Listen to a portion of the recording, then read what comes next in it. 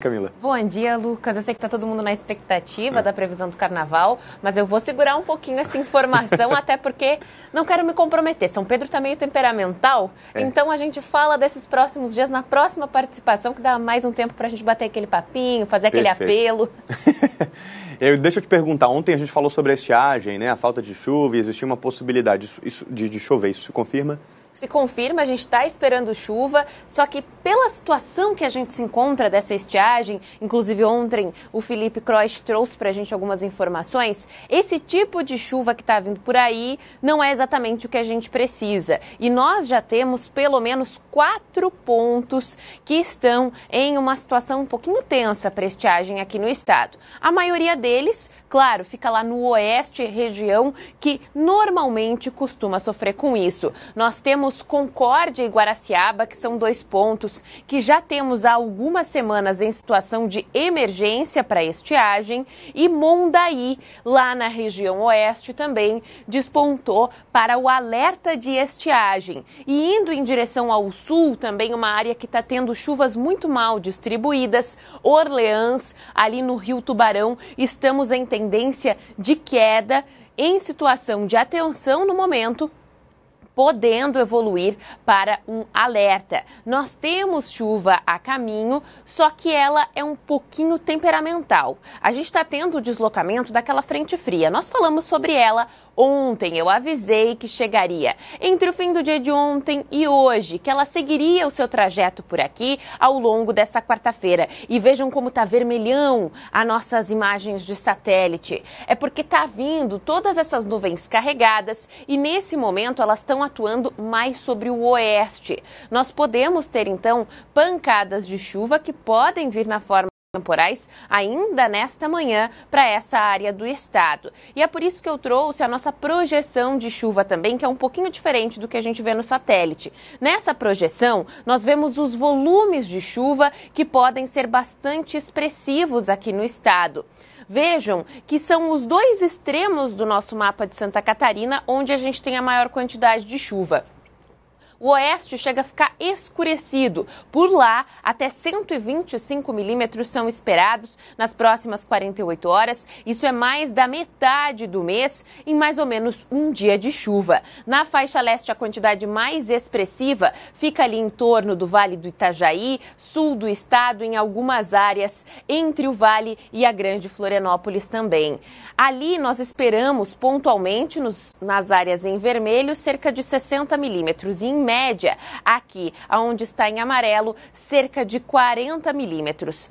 Tanto um valor quanto o outro, eles devem ser distribuídos ao longo de um dia ou 2. Então, se manterem como previsto e não vierem rapidamente, essa quantidade de chuva na faixa leste não deve causar transtornos significativos. É mais realmente o susto daquele pacotão da chuva que está vindo, que vem geralmente com queda de raios e granizo. Então vamos dar um giro ao vivo pelo estado, porque enquanto a chuva avança pelo oeste, aqui na faixa leste, temos um amanhecer com uma carinha um pouquinho mais tranquila na maior parte das cidades. Em Bituba, nosso primeiro destino é a Praia do Luz, que nós estamos observando nesse momento. O céu um pouquinho mais fechado, mas ainda assim sem chuva por agora, 23 graus, o calor vai ser um fator que deve contribuir para que nas próximas horas essa cara cinzenta se torne efetivamente chuva lá no sul de Santa Catarina. São Chico é a nossa próxima parada. A gente observa uma abertura mais significativa no norte de Santa Catarina, até mesmo pela forma como essa frente fria está avançando. Essa vai ser uma das últimas regiões a receber a chuva no dia de hoje.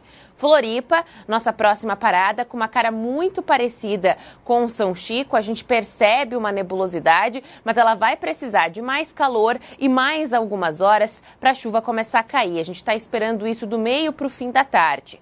Blumenau, 24 graus nesse momento, é uma temperatura já um pouquinho elevada para essa hora da manhã e a gente tem aberturas bem mais significativas nesse momento no Vale do Itajaí também. A mesma condição das 2 cidades que a gente acabou de observar.